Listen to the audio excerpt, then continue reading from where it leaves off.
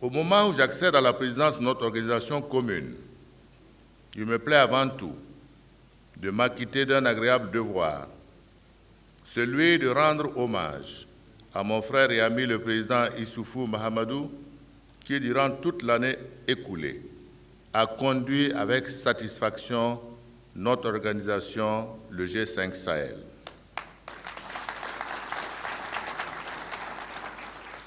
Par son engagement personnel et ses efforts inlassables, il a su apporter à notre organisation le dynamisme et le rayonnement qui sont les siens aujourd'hui et qui lui confèrent à la fois visibilité et lisibilité.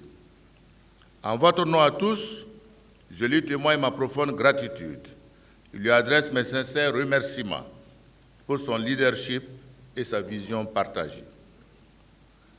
Je salue nos partenaires bilatéraux et multilatéraux pour les appuis logistiques et financiers qu'ils ont apportés au projet de développement dont le G5 Sahel a bénéficié. Je tiens ici à remercier nos partenaires dont la présence à ce sommet est significative de leur engagement à nos côtés. Malgré la modestie de ses moyens et en quelques années d'existence, le G5 Sahel s'est imposé comme une véritable force et un puissant moyen de lutte contre les menaces sécuritaires multiples dans la région au moyen des mécanismes pertinents qui ont été mis en place et pour lesquels les efforts doivent être poursuivis pour améliorer leur ancrage et leur efficacité. Il s'agit notamment de la force conjointe, du groupe d'action rapide de surveillance et d'intervention au Sahel, du Centre sahélien d'analyse des menaces et d'alerte précoce, de la plateforme de coopération en matière de sécurité, du Collège sahélien de sécurité, du Collège de défense, du G5 Sahel et de l'Académie régionale de police. D'autres initiatives doivent être prises pour renforcer notre solidarité et nos capacités opérationnelles sur le terrain dans la lutte contre le terrorisme en impliquant notamment nos populations à la base ainsi que les organisations de la société civile.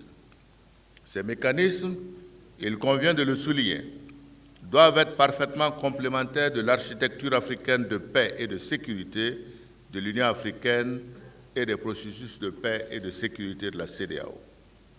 C'est pourquoi j'en appelle encore à un soutien constant et à une solidarité sous-régionale, régionale et internationale plus accrue en faveur des efforts que déploient les pays du G5 Sahel. La paix dans le Sahel n'a pas de prix et le combat que nous menons ne concerne pas que les pays du Sahel, car le terrorisme n'a pas de frontières. Excellences, Mesdames et Messieurs, au moment où le Burkina Faso préside aux destinées de notre organisation, de nombreux défis demeurent qui appellent la contribution de tous nos États membres, des organisations régionales et internationales, de nos populations et des organisations de la société civile et des médias. Le G5 Sahel doit être une réponse appropriée, mettant à contribution toutes ces composantes de nos États pour faire face victorieusement au terrorisme et relever le défi du développement de nos pays. Aujourd'hui, plus que jamais, les questions préoccupantes pour le G5 Sahel sont relatives à la sécurité, au développement, à la gouvernance, à la promotion de la jeunesse et à l'autonomisation des femmes, à l'accroissement de la résilience exige de nous de grandes capacités d'anticipation et de proactivité. C'est pourquoi nous devons redoubler d'efforts pour accélérer la montée en puissance de la force conjointe. À cet égard, je tiens à remercier tous nos partenaires qui appuient la composante militaire et je félicite du reste pour les opérations qu'elle mène avec succès sur le terrain.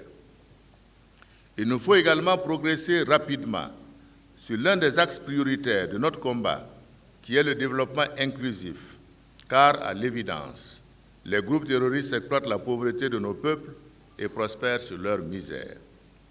Je voudrais rappeler l'urgence de la mise en œuvre de notre programme d'investissement prioritaire Feuille de route pour le développement durable des pays du G5 Sahel. La promotion du développement économique et socio-culturel harmonieux du Sahel doit être au cœur de nos actions. Enfin, dans le contexte sécuritaire de plus en plus préoccupant qui est le nôtre, nous devons continuer le plaidoyer en vue de l'attribution à la force conjointe d'un mandat onusien plus robuste sous le chapitre 7 de la Charte de l'Organisation des Nations Unies. Excellences, Mesdames et Messieurs, je voudrais saluer le succès qu'a connu la conférence des partenaires tenue à Nouakchott le 6 décembre 2018 et en appeler à l'accélération des décaissements afin de nous permettre d'atteindre des résultats tangibles dans des délais raisonnables. La lutte contre les groupes armés terroristes n'est pas un défi insurmontable. Je reste convaincu que par la mutualisation de nos efforts, par l'engagement et la détermination de chacun de nous, nous parviendrons à créer les conditions nécessaires à l'éclosion d'un monde plus stable, solidaire, sûr et prospère. Je félicite toutes les délégations pour leur brillante participation aux travaux de notre conférence et souhaite à tous un bon retour dans vos pays respectifs. Ma conviction est établie que plus unis et déterminés, nous viendrons à bout des forces du mal qui troublent la quiétude de nos populations et sapent nos efforts de développement. Fort de cet espoir partagé, je déclare close la 5e section ordinaire de la conférence des chefs d'État du G5 Sahel.